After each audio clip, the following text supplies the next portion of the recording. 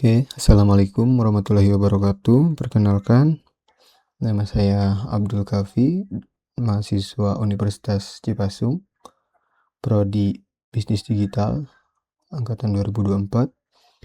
Pada video ini saya akan membuat use case diagram untuk sistem akademik menggunakan aplikasi Draw.io. Video ini saya buat sebagai salah satu tugas UAS mata kuliah Bisnis Aplikasi Modeling. Baik, untuk langkah pertama, di sini saya akan membuka aplikasi Draw.io untuk membuat diagram baru.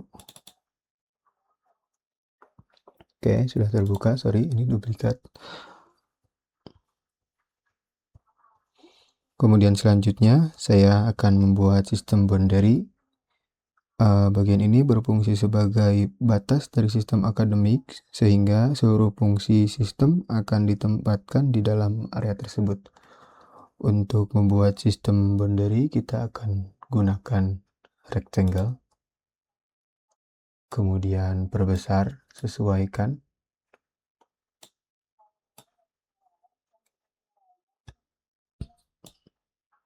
Oke, kira-kira seperti ini. Kemudian kita kasih judul dengan judul sistem akademik.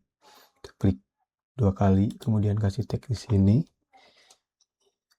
Kita kasih judul dengan sistem akademik. Oke, kita sesuaikan di tengah.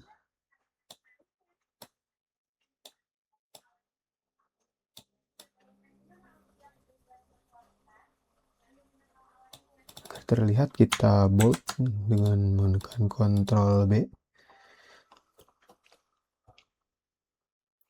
Oke, berikutnya saya akan menambahkan aktor yang akan menggunakan sistem. Jadi aktor pertama itu adalah operator akademik. Untuk menambahkan aktor, kita di sini tambahkan aktor. Oke, kita di sini buat 3 aktor ya, yaitu operator akademik, mahasiswa, kemudian dosen. Kita duplikat saja. Ini aktornya. Oke, bagian di sini, bagian lagi di sini. Oke. Baik, untuk aktor pertama ini kita namai dengan operator akademik. Kemudian di sini ada mahasiswa.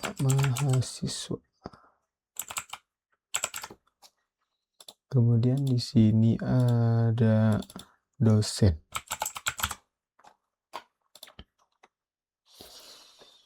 Baik, semua aktor telah dibuat. Di sini ada 3 buah aktor yang akan mewakili pengguna sistem akademik. Kemudian langkah berikutnya kita membuat use case. Ya, jadi setelah aktor selesai dibuat, saya akan menambahkan fungsi-fungsi utama yang tersedia pada sistem akademik. Setiap fungsi akan digambarkan menggunakan simbol use case berbentuk opal seperti ini. Kita buat di sini.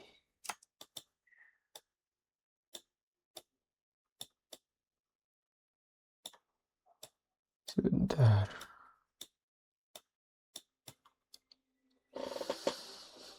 Oke, kita duplikat saja untuk membuat aktor lainnya. Untuk membuat use case lainnya.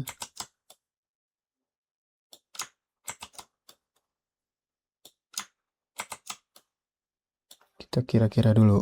Mungkin di sini ada login.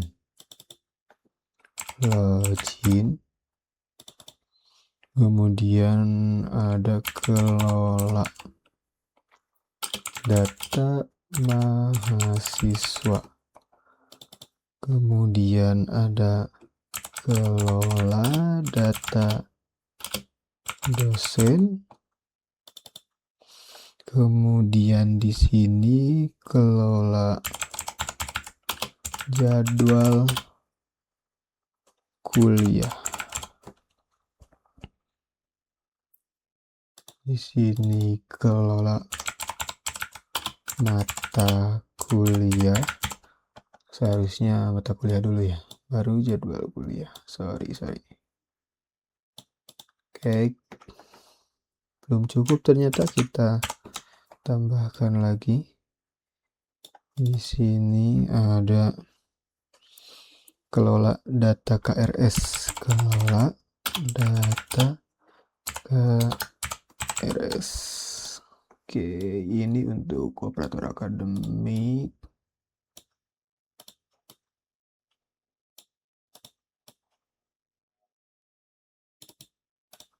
Sebentar.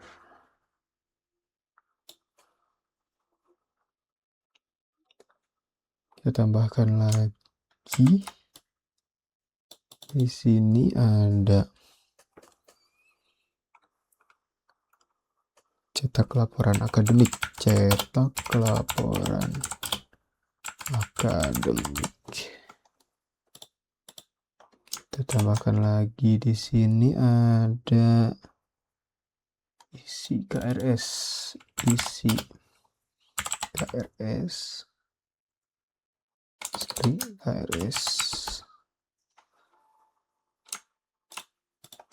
kemudian kita salin banyak dulu ya guys.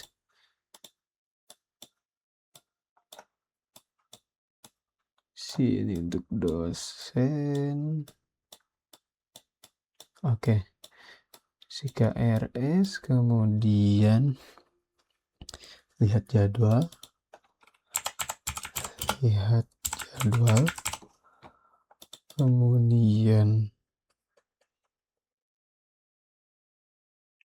kemudian lihat KHS,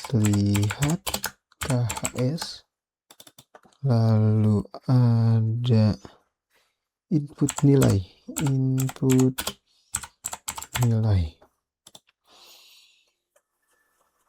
Kemudian apa lagi ya?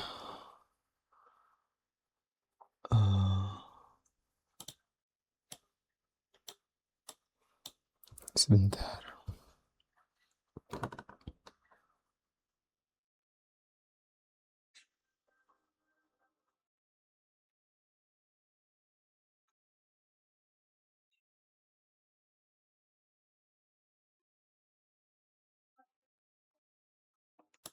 Kayaknya sudah cukup seperti ini. Kemudian kita rapihkan.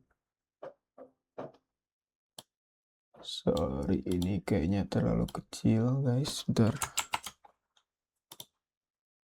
Perbesar lagi judulnya.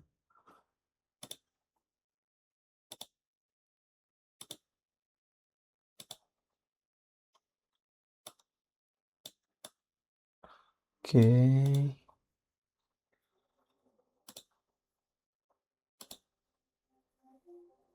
Ininya terlalu besar, sorry.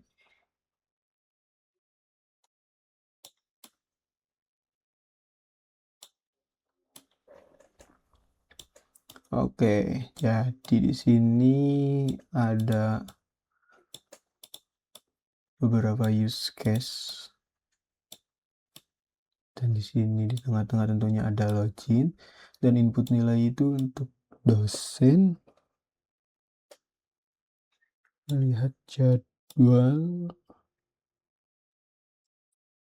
juga ada jadwal. Sebentar ya.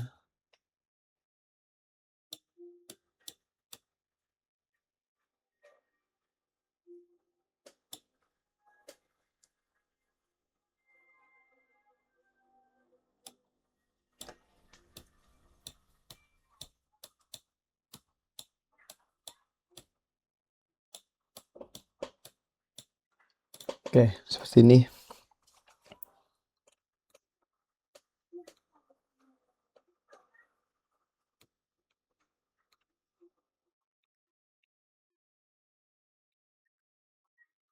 Kemudian kita akan hubungkan operator kepada kelola data mahasiswa. Kemudian ini line-nya kita buat lurus. dan panahnya kita tanpa panah. Sorry.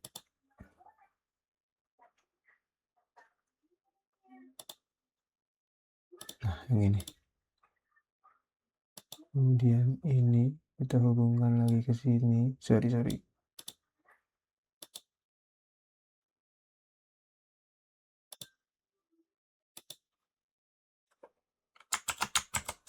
Kita buat lagi ini ke sini. Hubungkan. Kemudian hubungkan lagi.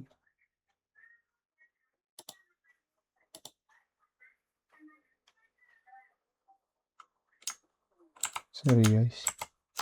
Pasti aja.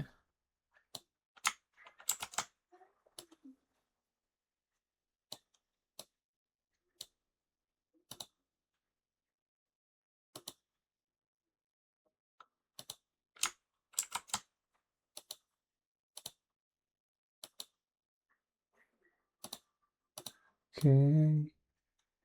Hubungkan lagi. Kita ganti lainnya. Kita luruskan.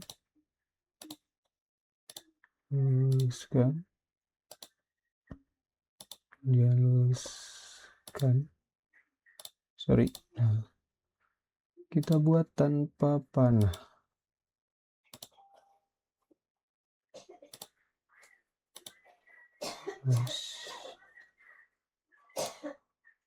Oke, sip.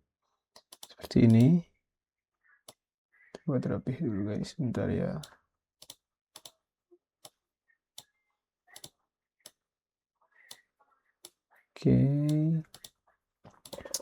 Oke, jadi seperti ini. Jadi operator akademik itu bisa mengelola data mahasiswa, mengelola data dosen, mengelola mata kuliah, mengelola jadwal kuliah, mengelola data KRS, kemudian mencetak laporan akademik.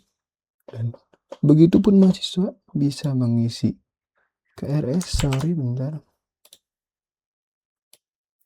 Saya mengisi KRS. Kemudian dia juga bisa melihat KHS. Dia juga bisa melihat jadwal.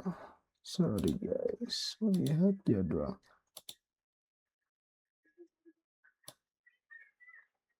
Nah, oke, kita benarkan dulu ininya tanpa panah. Oke.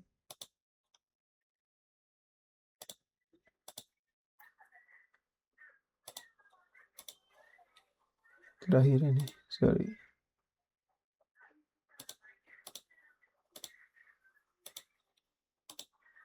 Kemudian dosen juga bisa melihat jadwal, sorry. Kemudian dosen juga bisa menginput nilai. Oke. Kita buat garisnya lurus lagi tanpa panah.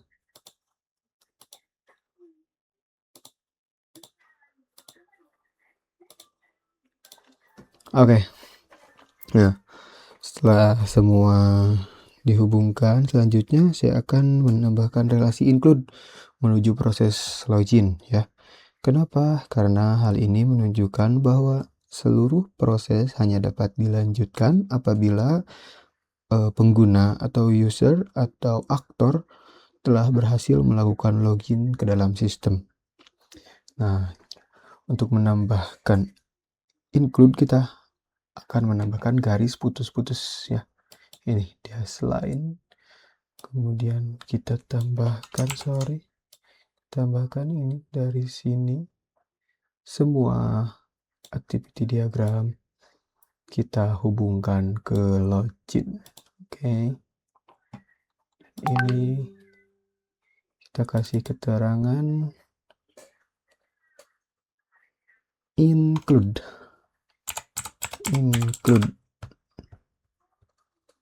Nah, sebentar kita kasih simbol include. Oke, sip, kita copy paste aja dari sini, sambungkan ke sini.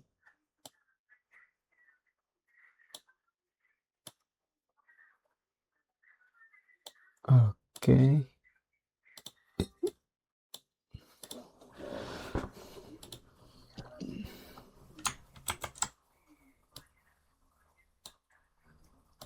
sambungkan ke sini. Oke,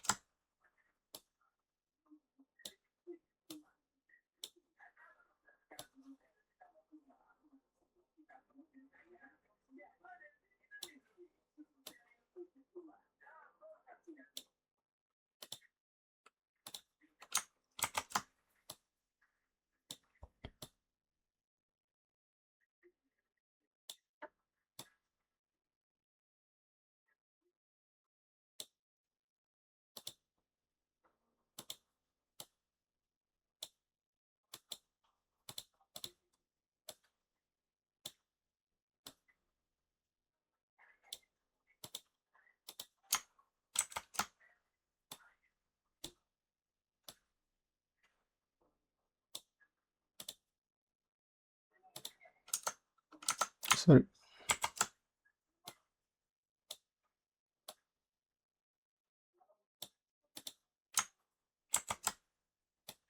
Terakhir satu lagi guys. Oke.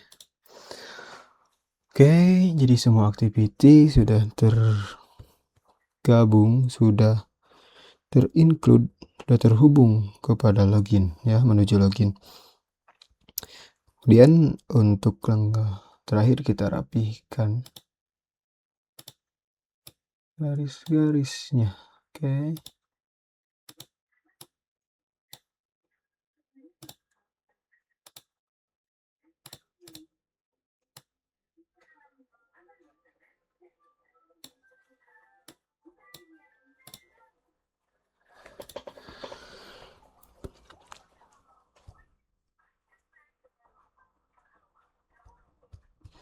Oke, jadi